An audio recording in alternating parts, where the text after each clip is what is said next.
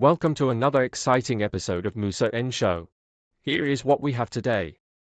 Sanibona, yazi kunento enhle engiyibonile yenziwa umkhonto wesizwe party ngapha Moses Mabhida region ku Ward 2 lapho basuke khona bewumkhonto wesizwe bayoclean isikole.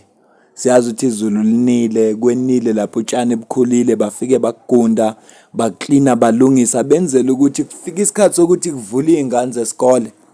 Isikole sihlanzekile, si-right, sisesimeni sokuthi abantwana bangafike bafunde.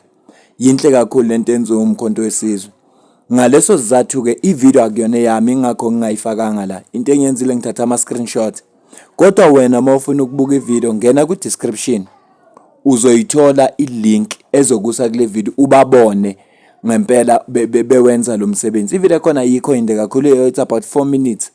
Uzoyibona ubone uzwe nama interviewer nano baholayo lapho ukuthi ubani.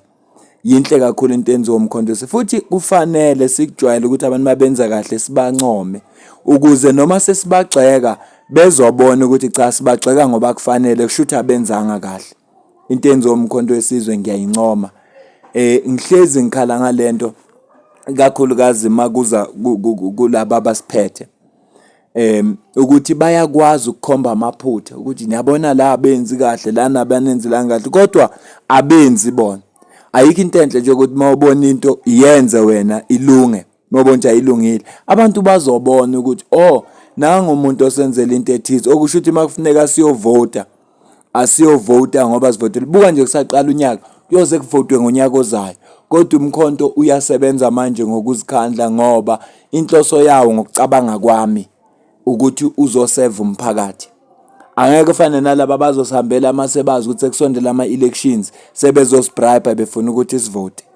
Ngiyakuncoma nje kakhulu lokho kwenziwa umkhonto wesizwe. Ngingakujabula nawe ukuthi ungene ku description uklik ilink ufike ubuke le video uba uzibonele begunda, uzibonele becleana, kuba kuhle esikoleni. Ngiyafisa ukuthi nawe ukwenze lokho. Enye video yesibili engiyibonile umkhonto wesizwe angazi noma bebesePitori kodwa ukuthi kuphi nendawo ePitori angitholanga. Nakhona abahambile bayodonate ngezicathulo zesikole kubantwana abadingayo ngoba siyazi ukuthi imndeni lena kayifani.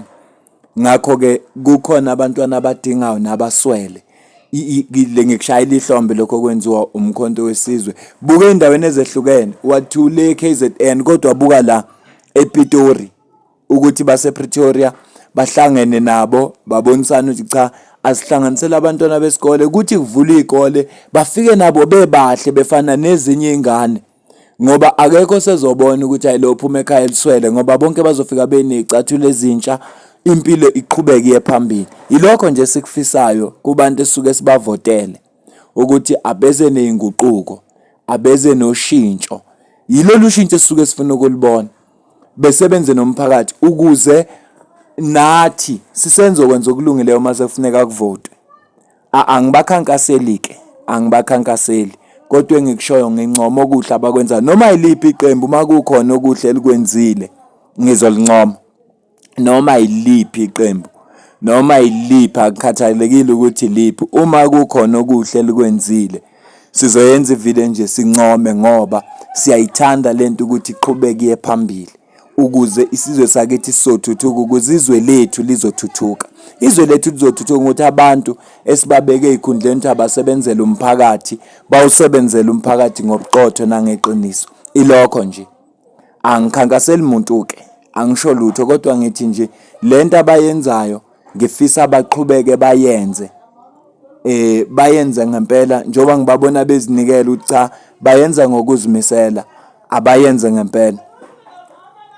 Ngiyabonga kakhulu. Angifuni ukwenza ivideo esikhathi eside ngoba inhloso yami beungukuthi nje ngincome isenze sihle senziwe umkhonto wesizwe. Osopolitiki bethu bangama public servants basebenzela umphakathi. Manje ke uma sibabona benza kanjena siyakhuthala.